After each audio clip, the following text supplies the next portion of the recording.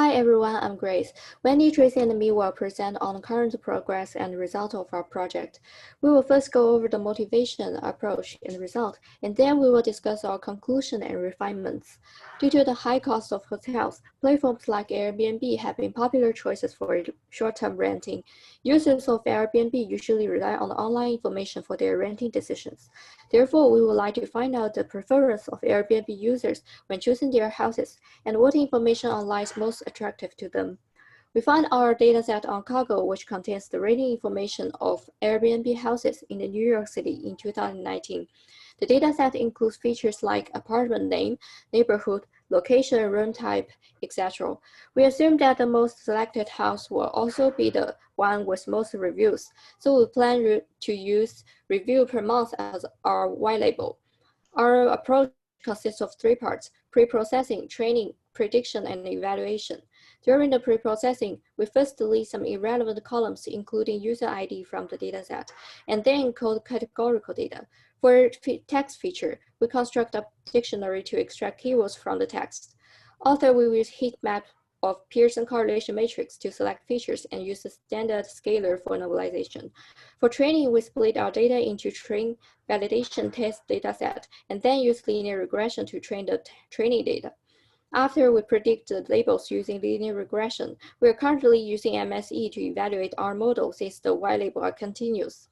We will have some refinements on our approach, and the details will be discussed by Tracy later. And now we look closer to our data pre-processing. As we have shown in the previous slides, we have more than 15 features and even many of them are repeated. So here we first drop some of the redundant features and only have 4 of them left. And then we do the encoding for the categorical features, such as for neighborhood group, we have Bronx, Manhattan, Brooklyn, Queens, and State Island. So here we encode them respectively into 0, 1, 2, 3, and 4. And for room type, we have entire home or apartment, we encode it to 0, and then we encode private room to 1, and we encode shared room to 2. Since one of our features is the description of the apartment, so here we did text pre-processing. We build a vocab map and then construct account data for our vocab map. And to visualize our result, we produce a word cloud here. As you can see, we got cozy, quiet, entire, midtown, etc. to have them appear the most frequently.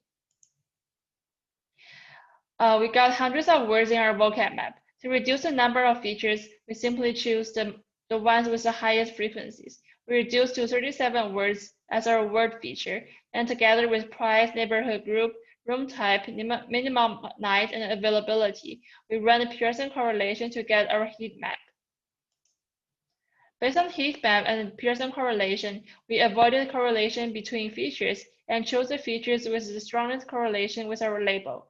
We selected out our final features and produced our finalized dataset. With the feature selected, we then trained the linear regression model on our new dataset, and we called the score function and got negative 0.07. This is not the accuracy score, but rather the coefficient.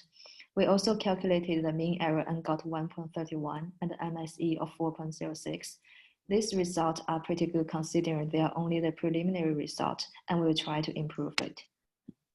For the future direction as to improve our result, because our label is continuous number right now and is not supported by many models, we are considering converting the whole data set into a classification label so that we can apply models like SGD linear regression and random forest on our data set.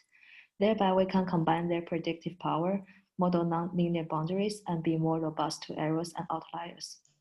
We are also trying to figure out a better way to encode the neighbor group attribute so that it can be used for both continuous and classification label. In conclusion, we have pre-processed our data set and applied linear regression to get a preliminary result. And based on this, we decided to do a second round of pre-processing and feature selection and introduce other stronger models to see if there will be improvement. Thank you for watching.